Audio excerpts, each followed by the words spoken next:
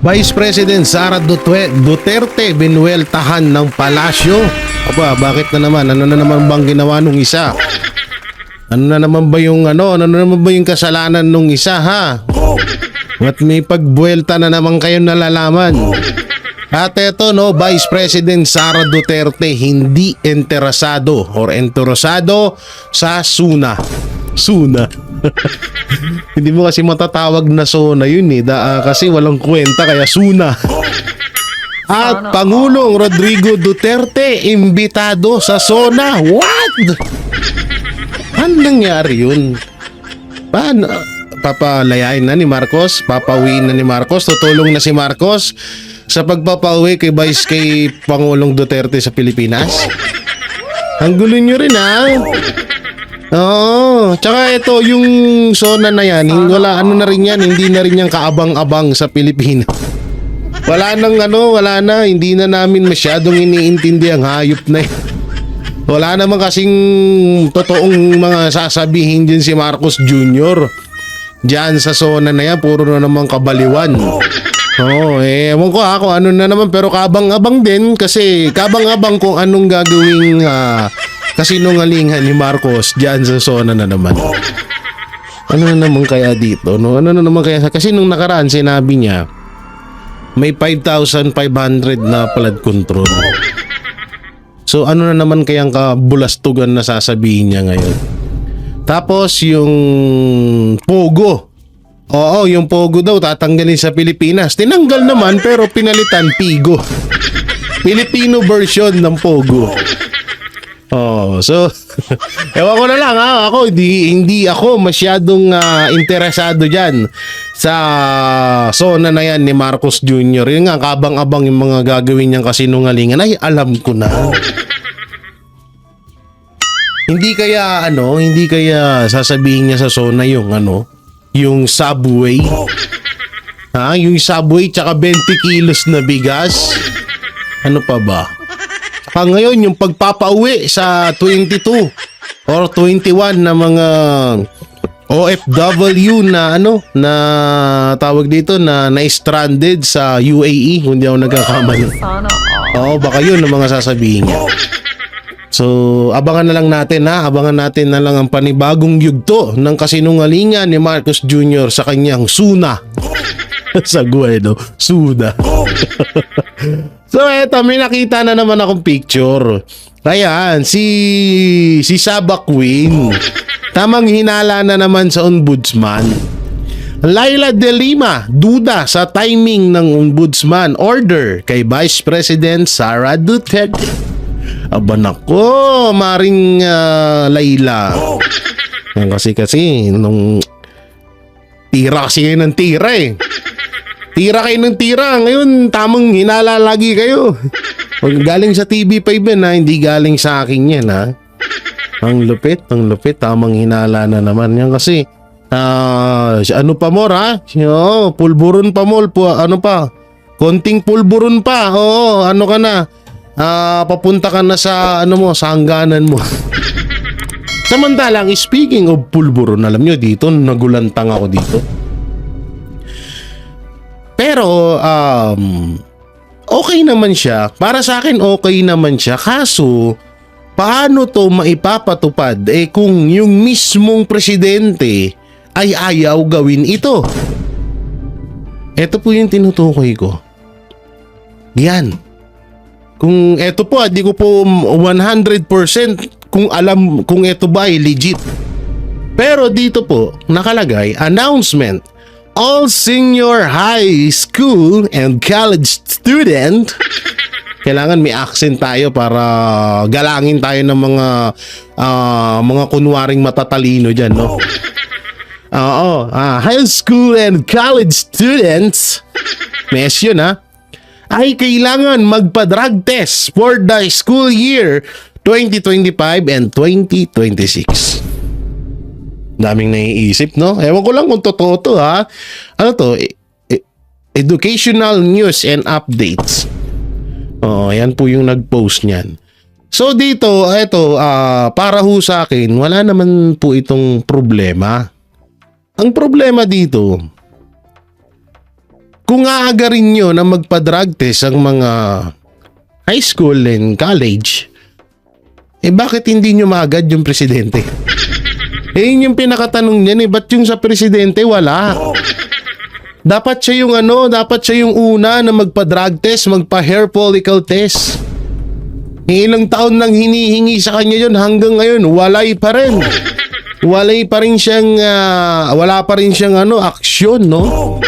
Pero yung senior high drug test, ito walang problema to kasi baka may mga estudyante nga naman kasi nga lipa na ang ngayon, alam na this, lipa na ang droga at naglilipa na din ng mga NPA, yung mga makakaliwa diyan sa mga eskwelahan, lalo na sa college and high school.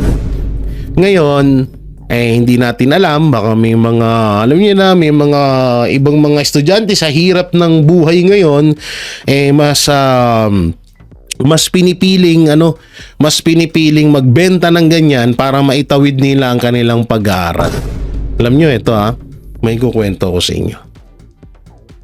May dalawang estudyante akong kilala na tinutulong-tulungan ko din kahit papano kasi ayokong ipagpatuloy yung ginagawa nila. So babae at lalaki to. Yung lalaki umi-extra magbenta ng damo. Damo yung alam mo na kung ano yung damo. Yung basa bawal din yun sa school nila mismo. At etong babae naman, medyo hindi ko masyadong 100% kung gumagawa siya ng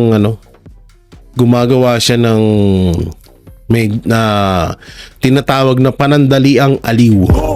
Ito po mga nasa edad po ay nasa 18 to 19 years old. So mga bata pa talaga. Sayang lang kasi. Kaya kahit papano, nung nalaman ko, sabi ko, tigilan nyo na yun. Ito na lang gawin nyo. Ako na baon nyo lang pala. Sige, ako na. Oo. So yung babae, mistap Pero yung lalaki, hindi ko 100% kung mistap siya.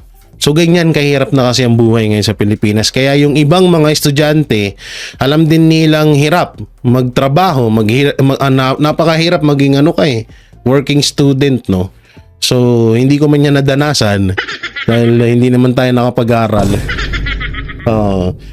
Tawag dito, sobrang hirap niyan. Mas mahirap yun sa kanila kasi medyo talagang labag sa batas yung kanilang ginagawa. So eto, ako goods ako dito sa high school and college, pero sana pangunahan muna sana ng mga opisyal ng gobyerno. No, sana doon muna magsimula itong announcement na to bago doon sa mga bata. Yun lamang Marcos, mag-drug test ka na, hinayupak ka. Matatapos na lang termino mo, hindi ka pa rin nagpapa-drug test, no? So, ito na nga yung usapang SONA. No, ito na napakaganda nung tinalakay dito ni Sir Jason sa mapatungkol sa SONA, sa darating na SONA na pangilan na ba? Pangatlong SONA na ba? Hindi ko kasi masyadong update So, ito po, pakinggan po natin. Ano yung mga binanggit niyang mga pinangako niyang gagawin noon? Ngayon ka magche-checklist. Natupad ba ito? No? Ngayon, kung hindi natupad, ano ang dahilan? Yan ba'y kakulangan ng pondo? Kung ano man yun, no? Like for example, ang sabi niya last SONA, ito talagang tumanim ito sa kaisipan ng Pilipino. Sabi niya, tayo po ay nakapagpagawa ng 5,500 flood control. Oo, so asan na yun? Nagkaroon na ng baha sa Pilipinas, wala pa rin yun. Okay. Flood control project, no? Sa iba't ibang dako ng bansa. At libo-libo pa ang darating. So, may kulatilyang ganon, hahanapin mo ngayon nasaan yung mga dagdag doon sa 5,500. Kasi ang sabi ng presidente noon, and thousands more are being constructed. So, maniningil tayo roon sa puntong yon.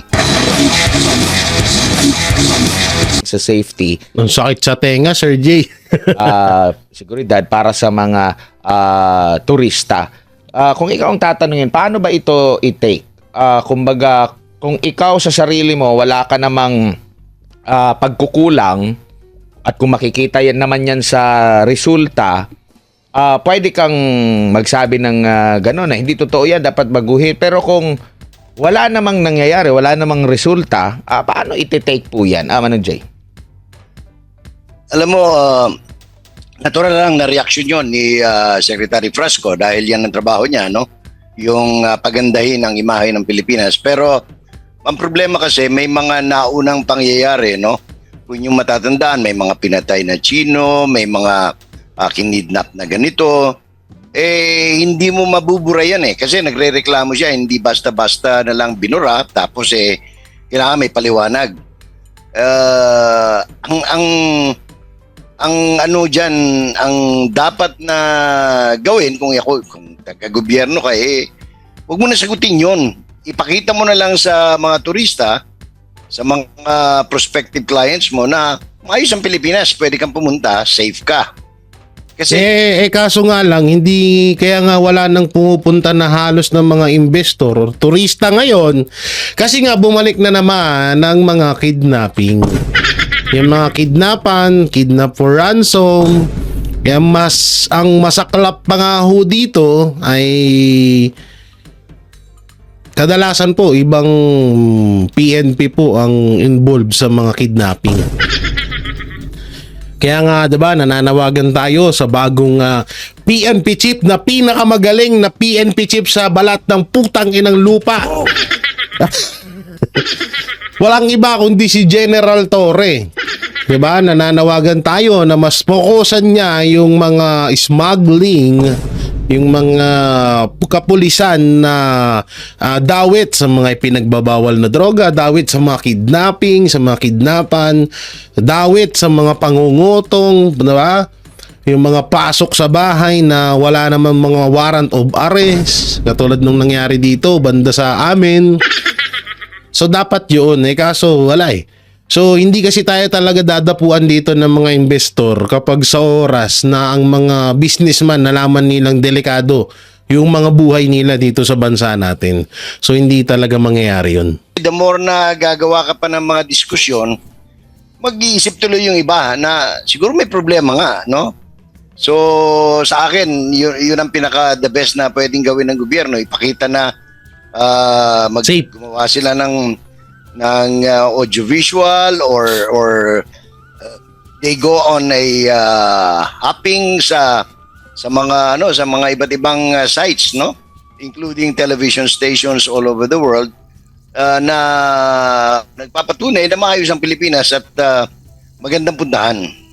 Oo. Ang nangyayari nga kasi dito, Sir Jay, nangyayari sa bansa natin, mga kabiyaya, puro lang salita ang gobyerno na okay at maayos ang bansang Pilipinas.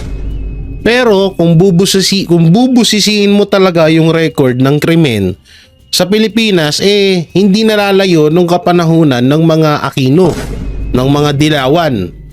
Kasi nung mga panahon ng Aquino, ng mga Dilawan, talagang talamak ang krimen sa Pilipinas. So nabawasan yun wait lang i-chat GPT natin. I-chat GPT natin para maganda. Kasi mahirap na magkamali ang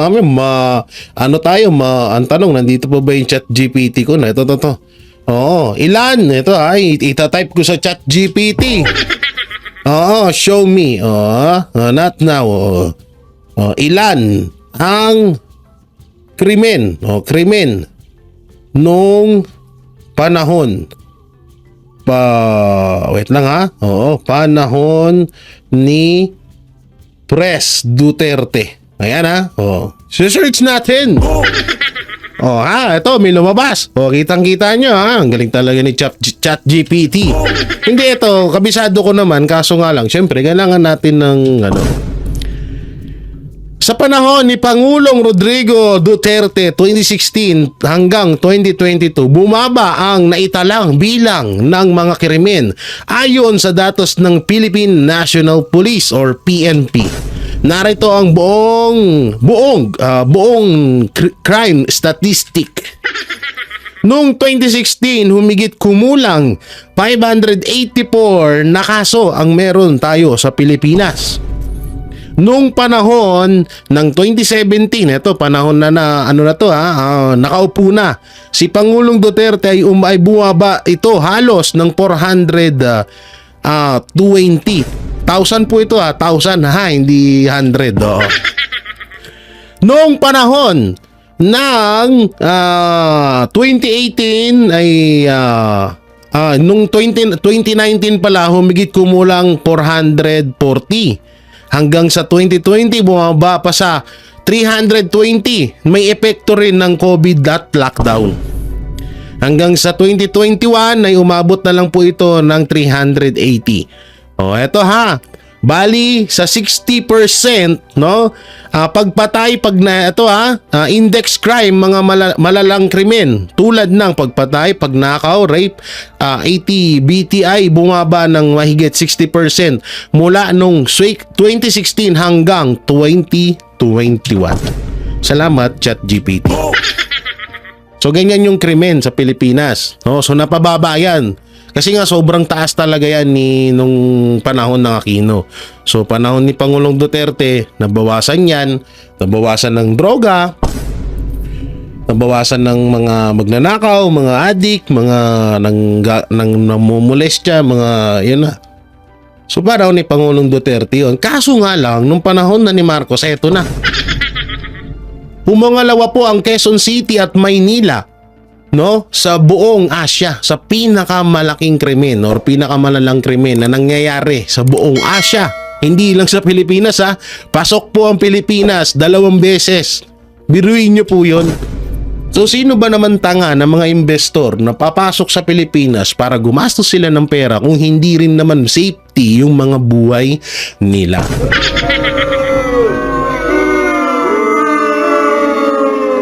Sino tong tumatawag na to? Nagbablog ako, tawag ka ng tawag. Mamaya ka na. Tsaka yung mga individual na mga tao, wala rin naman siguro yung kaibahan doon sa mga turista. Sarili nga nating mga Pilipino, nagsasabi na parang hindi na safe ngayon kumpara noon. Hindi ako kampante, yung feeling ko hindi secure. So kumbaga, kahit na yung sarili natin na mga kababayan, ganun din yung nararamdaman, so maaring makaapekto din na talaga ito indirectly or directly sa mga turista. Alam mo, tama yung ginamit mong salita kampante, no? Maaring maayos ang kalagayan, pero kung hindi kampante yung turista, malaking problema yon. Yun ang dapat i-address Dapat maging kampante yung prospective tourist para na sa ganun mawala yung mga agam-agam nila. Lalo na yung mga experience sa airport, kunyari, no? Kasi yan ang window Yan ang pintuan o pugad o pinto, no? Pagka doon pa lang sa airport, may problema ka sa tanimbala, may problema ka sa nilaslas yung maleta mo. Mataas na pamasahe. Mataas na pamasahe mula Terminal 3 hanggang Terminal 2. 1.5 yata yun. Alam mo, tayo lang ewan ko meron siguro sa ibang bansa, pero ako awa ng Diyos, nakabiyahe naman tayo noon, pero bukod tangi sa Pilipinas merong merong ganyang requisitos, no? So it's not helping anong tawag ito? Yan, isa pa yan. Diba? Sa NAIA. Ulitin ko eto hindi ko po kinukumpara, mimuta pa ako. Hindi ko po kinukumpara si Marcos at si Duterte. Napakalayo ni Marcos kay Duterte. Ano lang yan, lupa lang yan sa kuko ni PRRD. Ang kinukumpara ko dito yung yung pagiging maayos noon at ngayon. Isa din yan, NAIA, 'di ba? Yung uso yung laglag bala na bumalik na rin ngayon. Uso yung mga empleyado na gumagawa ng katarantaduhan diyan sa NAIA. So ngayon, nung panahon ni Pangulong Duterte na wala din yan, o naging maayos ang NAIA, naging malinis ang NAIA, pero nung panahon ngayon, nandiyan na yung surot, yung yung sinasabi nila, yung mga ipis, Oo, tapos eto na, nagbalikan na rin yung laglag bala, yung mga empleyado na nangunguha ng mga pera, 'di ba? So isa pa rin 'yan sa problema kung bakit hindi tayo magkaroon ng maganda at maraming investor dito sa Pilipinas. Isa din 'yan. Chris, our tourist arrival, yung mga ganyan, no? Tapos yung mga hinihinga, no? Mga malting, di ba? Yan, dapat i-address mo na yan. Pag na-address mo na yan, saka ka magreklamo, bakit ka nasama dyan? Opo. Gaano naman kahalaga na yung mga leader natin vocal sa paglaban sa kriminalidad? Kumbaga, parang ikaw na bisita, maririnig mo yung isang leader sa lugar na yan na, oy, kayong mga hinayupak na kriminal, huwag kayo rito. Yung mga ganan. Tapos meron siyang ipapakalat ng mga pulis. Yung mga pulis din niya, mga snappy. Kahit isipin mo pa lang, feel safe ka. Kasi halimbawa, pagpunta ka ng Singapore, parang matatakot yung gumawa ng mali doon. Kasi parang parang nandun yung parang naka-establish siya ng imahe. Like kagaya sa Davao City noon. Pag naka-establish ka na yung liderato dyan, talagang stricto, matapang, no? At welfare ng taong bayan ang inuuna, talagang magiging kampante ka. Mas Alam nyo, talagang kapag kayo nakapunta ng Davao, ito lang unang sasabihin nyo dun, sana all. Totoo. Mapapasana all kayo sa Davao City. Grabe, sobra. Pagbaba mo pa lang ng airport, dama mo na, sasabihin mo, sana all. Pag uwi mo ng Pilipinas, parang ayaw mo nang bumalik. Anong Pilipinas tuloy ng Maynila? Parang gusto mo na lang sa Davao. Sa totosin, ginugulo pa nila Davao, ha? Totoo. Iyon yung sinasabi ko sa inyo na maayos ang pamamalakad. No? Kaya napakayaman. Kaya nga kung halimbawa man na matuloy ang pagbubukod ng Davao, kawawa tayo rito sa Maynila. Totoo, kawawa ang Maynila, ang Luzon pag nagbukod ang Davao, ang Mindanao sa bansang Pilipinas pag yan ay naging bukod ng presidente or bukod ng namumuno. Naku po. Sinasabi ko sa inyo. Kaya pag nandun ako, parang ayoko na umuwi. Sarap ng pagkain, fresh. Hindi ka maglilinga-linga sa paligid mo kasi sobrang safety doon. Diba? Ginugulo lang ni Torre. Si Torre lang naman panggulo doon yung hayop na kupal na yun. Minura no? Mas kumpiyansa ka na bumisita doon, Manong Jay. Sabi nga ng Ilocano, kinakailangan pakita mo yung sample, no?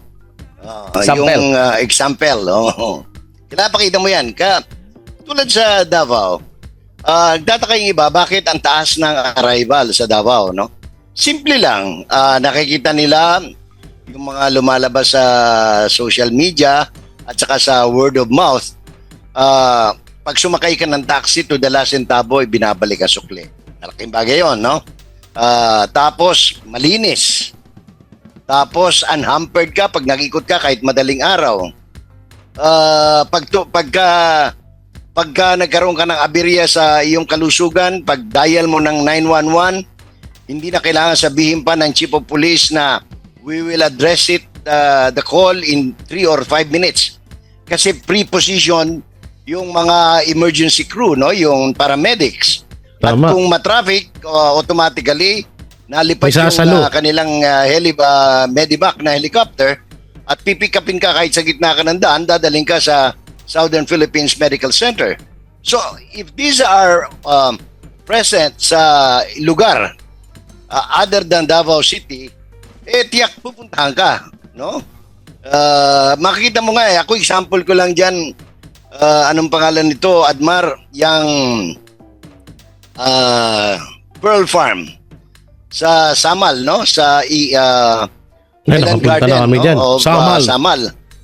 Noong araw, halos mabibilang mo na pupunta riyan. Ngayon ang problema mo, yung booking.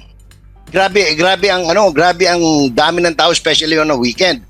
Talagang ako'y namangha dahil matagal-tagal na akong hindi nagawi dyan. Tapos nung ako'y mapasyal, talagang makikita mo, kasi maayos lahat Ang State I-forward natin dito sa SONA. of the Nation na address ay ginagawa taon-taon. Bago muna ito usapin sa posibleng hindi ulit pagdalo ni ni Vice President Sara Duterte. Para sa kaalaman ng lahat, bilang isang veteranong broadcaster, Manong J, ano ba ang malimit, ano ba ang nilalaman ng SONA ng isang presidente? Okay. Ang SONA basically is ulat sa bayan, no? Yung nagawa mo for the last 365 days, iulat mo sa bayan yon. At the same time, ikaw rin ang mag-uulat sa bayan kung anong binabalak mong gawin sa susunod na 365 araw. So ganun pala yun. So, ano ba ang nagawa ni Marcos Jr. sa loob ng 346 na araw? Mag-ipon ng tubig at gagamitin natin yan sa tagtuyot. Number 1. Ano pa ba? Mag-sacrifice muna ang mga OFW sa Israel. Ano pa ba? Marami pa eh. Maging manhid sa hinaing ng taong bayan. Ay. Napadala si PRRD sa Netherlands. Napakulong ni Marcos Jr. si Pastor Apollo Siki Buloy. Ano pa ba pwede niya mga sabihin sa ano? Naging kupal silang magpinsan dahil may mga sarili-sarili silang spokesperson. Yun. Naasahan natin yan sa SONA. So basically, yun.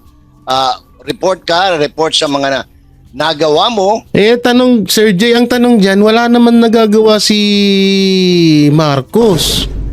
Yung build more or yung build project na sabi niya itutuloy ni kay Pangulong Duterte, wala naman. Yung mga nakatenga nga yung mga sakop ng mga build project ng administrasyong Duterte dyan na sabi niya itutuloy niya. Wala naman nangyari.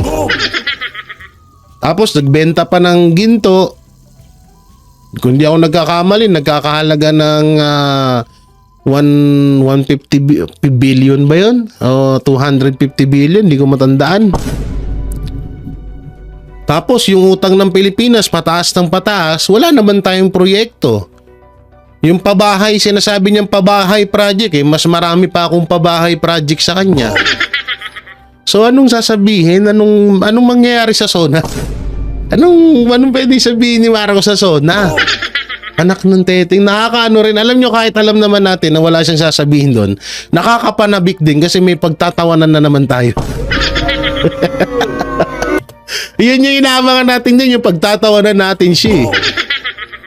Whether nag-succeed ka o hindi, at anong binabalak mong gawin para maiayos pa ang buhay ng Pilipino.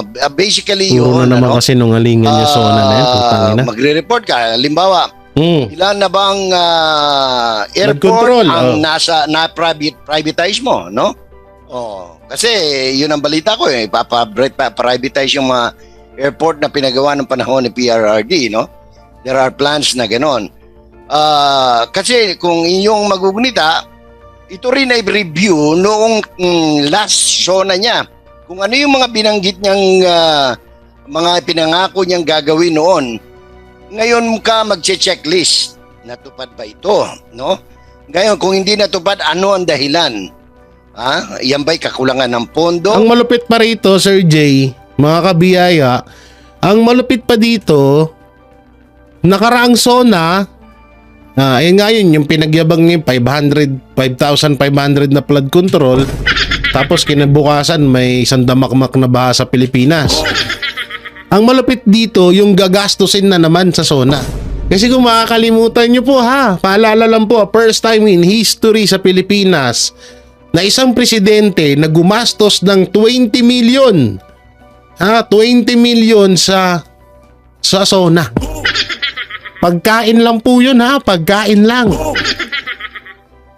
Biruin mo Samantalang nung panahon ni Pangulong Duterte halos nasa, sabihin na natin, i-fix na natin na 300k ang ginastos sa pagkain sa SONA. Sa kanila, 20 million. So etong darating na SONA ni Marcos, baka maging 30 million na yan. Siyempre, umaano yung panahon, tumataas. Kung ano man yun, no? Like for example, ang sabi niya last SONA, ito talagang tumanim ito sa kaisipan ng Pilipino. Sabi niya, tayo po ay nakapagpagawa ng 5,500 flood control project, no? Sa iba't ibang dako ng bansa. At libo-libo pa ang darating. So, may kulatilyang ganon, hahanapin mo ngayon nasaan yung mga dagdag doon sa 5,500. Na-overwhelm. Sabi ng presidente. Diba? Sabi ni Marcos, na-overwhelm lang. Meron naman talagang flood control, na-overwhelm lang. Yung tinamaan ng barko. Kaya nagkaroon ng baha sa Pilipinas. Overwhelm naman, no. And thousands more are being constructed. So maniningil tayo roon sa puntong yon. Ngayon, halimbawa, anong pangalan nito? Yung OFW. Kahit na sa punto ng kalusugan, sabi niya nung nakaraang SONA niya, maglalagay sila ng mga special hospitals, no? Specialized hospitals sa iba't ibang regional centers. Meron Natupad na bang ba? naitatag? O kahit man lang nag-groundbreaking? Tama. Meron na bang Philippine General Hospital sa Ilocos? Wala. Sa Bicol, halimbawa, sa Iloilo, sa Cebu, sa Zamboanga.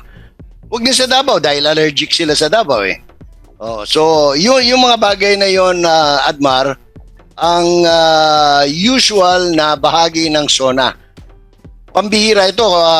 Kaya ako, as a political observer, babantayan ko itong SONA ito because classic siya na sitwasyon na walang pera, walang pondo para sa infrastructure.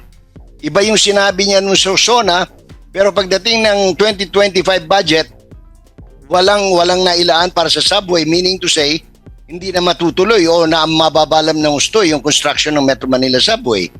Sample lang yan, no?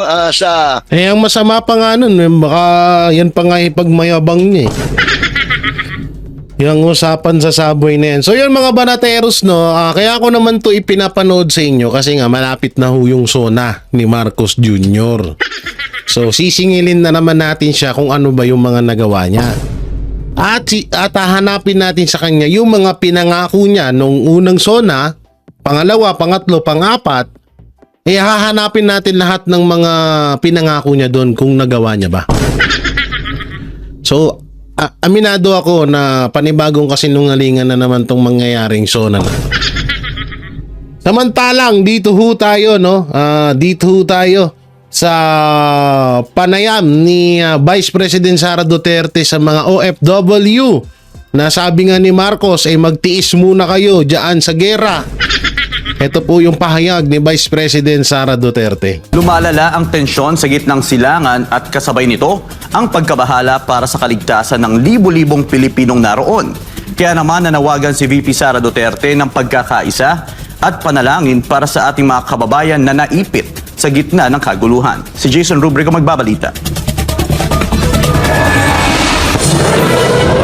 Sa gitna ng umiigting na sigalot sa gitnang silangan, ipinarating ni Vice President Sara Duterte ang kanyang taus-pusong malasakit para sa kapakanan ng mga overseas Filipino worker na naninirahan at nagtatrabaho sa rehiyon. Hinimok ni VP Sara ang sambayan ng Pilipino na magkaisa sa panalangin para sa kanilang kaligtasan. Yung taga The Office of magagawa the Vice natin. President is deeply concerned about the welfare of Filipinos working and living in the Middle East as hostilities continue to escalate. As a nation, we should come together in prayer for the safety of our kababayans, even as we hope for the expeditious and peaceful end to the conflict. Binigyang diin Yan na talaga magagawa natin, magdasal. Walang kwenta gobyerno Diba? Wala, mas inuna niya pa yung mga Eto yung mga OFW na na-stranded, di ko alam kung saan lugar doon, na pinauwi daw, 21 na OFW. Wala akong problema doon, goods po yun. Pero bakit ito hindi magawan ng gobyerno at sa halip, nagbakasyon pa sa Hong Kong ang Yudi Punggol? ng Vice Presidente ang kahalagahan ng pagiging handa ng mga Pilipino sa harap ng lumalalang tensyon sa pagitan ng Israel at Iran. Kasabay nito ang paalala na maging mapanuri sa mga balita. Ayon kay VP Sara, iwasan ang pagpapakalat at paniniwala sa maling impormasyon. Aniya, dapat tiyaking mula lamang sa mapagkakatiwalaang media ang mga detalye tungkol sa Yan. sitwasyon. So sino bang mga media yon? Siyempre SMNI, Banateros, Nightline, DCAR 1026, yan lang ang mga mapagkakatiwalaan. Okay, sama na natin yung Net 25. Yan na lang ang mga mapagkakatiwalaang network ngayon. Kaya dyan lang tayo mag-focus at maniwala sa mga tunay na balita na nagaganap dito sa Pilipinas. Doon sa ibang mainstream media, naku po! Asa pa ba kayo doon? Wag na. Umiwas sa fake news, disinformation, at misinformation. Tiyaking nagmumula sa mapagkakatiwalaang media group ang mga impormasyon hinggil sa mga kasalukuyang pangyayari. Pausapan si Pakinggan Vice ang President. payo ng mga otoridad para sa maayos na evacuation at iba pang mga importanteng hakbang para sa inyong kaligtasan. Yun. Paalala ng bise, manatiling mahinahon at matatag sa kabila ng sitwasyon. Sa gitna ng pangamba, aniya ay dapat panghawakan ng bawat isa ang pananampalataya at pag-asa para sa kapayapaan. Sa kanyang pahayag, Grabe. may panawagan din siya sa mga bansang sangkot sa kaguluhan na panatilihin ang dignidad ng sangkatauhan. To all the governments involved in the conflict, we hope that you will always uphold the norms that safeguard humanity during these challenging times.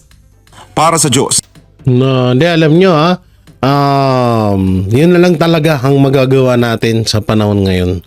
Nakakalungkot lang kasi alam nyo, kapwa natin Pilipino ang pinapabayaan ng Administrasyong Marcos ngayon sa nangyaring gera sa Israel.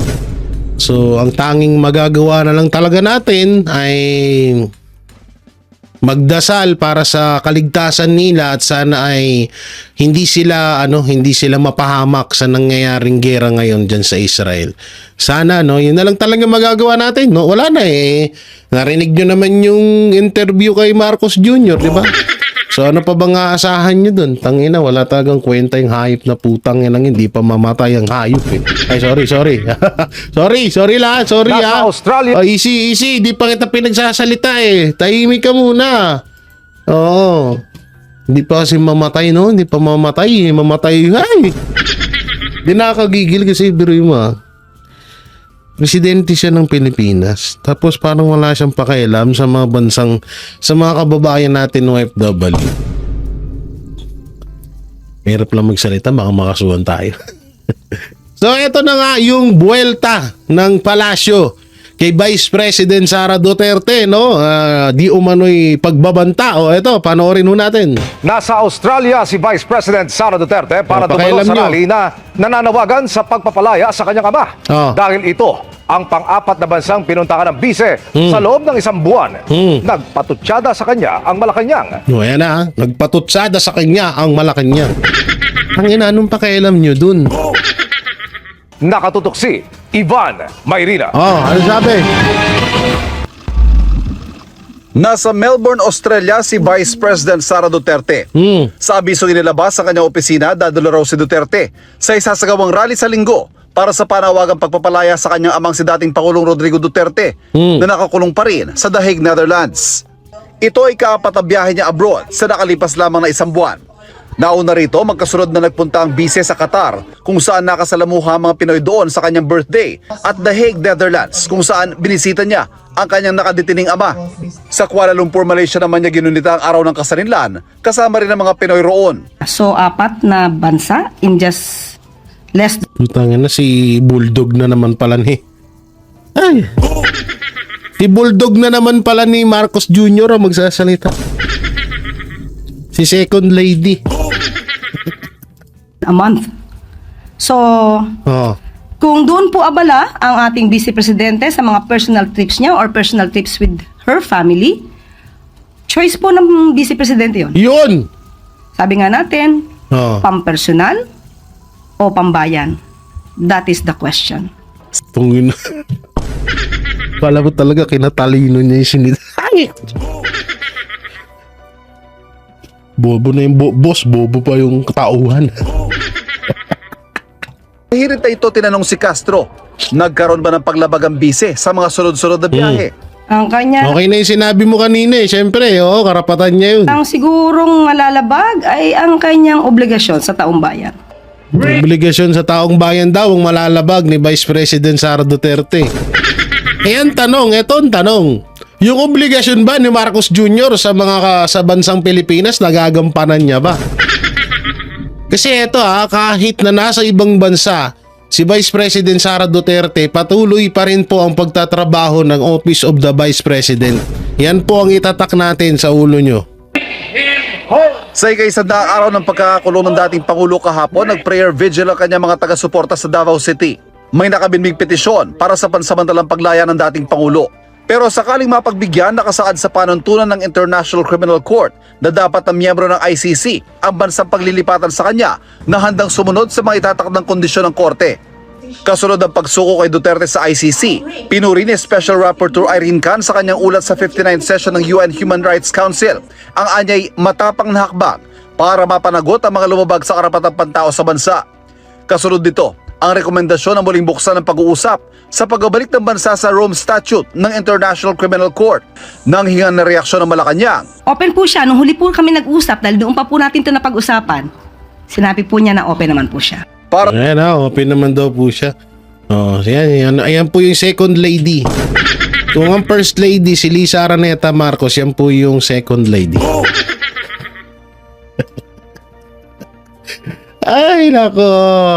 Ulitin ko po kahit po si Vice President Sara Duterte ay nasa ibang bansa, ay tuloy pa rin po ang trabaho at tuloy pa rin po na ginagampanan ng Office of the Vice President ng kanilang trabaho para sa mga Pilipino at hindi po yun nababago, no?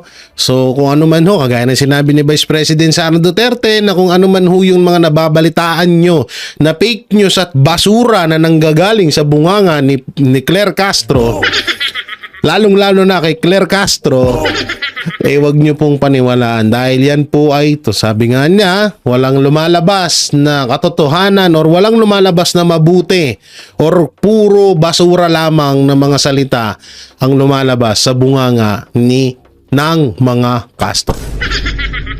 Yan po ang sinabi ni Vice President Sara Duterte. So yan mga banateros, mga kabiyaya, anong may kukomento nyo doon sa napag-usapan about sa SONA, sa nalalapit na SONA ni Marcos Jr., i-comment nyo lang po dyan sa baba. At syempre etong panibagong banat or banta or tirada ng palasyo kay Vice President Sara Duterte at yung kanina yung picture na pinakita ko na drug test sa mga high school and college, ano po bang may kukomento nyo dyan? Comment nyo lang po dyan sa baba. Siyempre don't forget to like, share, comment and subscribe sa ating YouTube channel. Paipindot na lang din po yung bell button para lagi kayong updated sa ating mga video araw-araw. So maraming salamat, ingat po kayo palagi, God bless and peace and bye bye.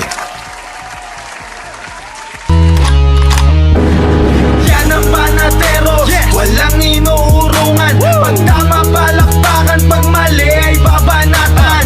Yan ang Banateros, boses ng ordinaryong Pilipino. Banateros ay walang makakaawan. Walang inuurungan, Banateros ay tinutulungan.